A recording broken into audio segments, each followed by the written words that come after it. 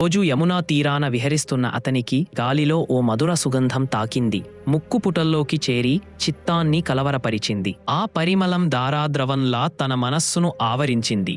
ఆ సువాసన జాలరి యువతి అయిన ఒక అప్సరస సమాన స్త్రీ నుండి వస్తోందని గ్రహించిన శంతనుడి మనస్సు తాళం తప్పింది. జీవిత భాగస్వామిగా కోరాడు. కాని ఆమె వినతిగా నా తండ్రి దాశరాజుతో మాట్లాడండి అని చెప్పింది. శంతనుడు హర్షంతో జాలరి పెద్ద వద్దకు వెళ్ళగా అతడు అడిగిన వాగ్దానం, మీరు నా కుమార్తెను వివాహం చేసుకోవాలంటే నా కుమార్తెకు మీకు కలిగే కుమారుడే మీ తరువాత రాజ్యాన్ని పాలించాలి అనే వాగ్దానం చేయాలని కోరాడు. అయితే ఇది దేవవ్రతుని యువరాజ్య హక్కును త్రోసేయడమే అని గ్రహించిన శంతనుడు తలదించుకుని హస్తినాపురానికి తిరిగిపోయాడు. తన హృదయాన్ని దహించే తాపంతో లోపలే మదనపడసాగాడు.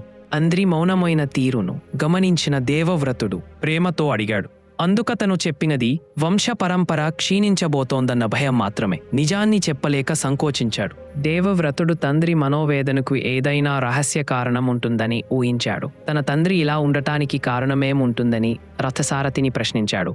అతడు యమునా నది ఒడ్డున ఓ జాలరి కుమార్తెను చూసినట్లు చెప్పాడు. అక్కడ జరిగిన విషయాన్ని చెప్పాడు.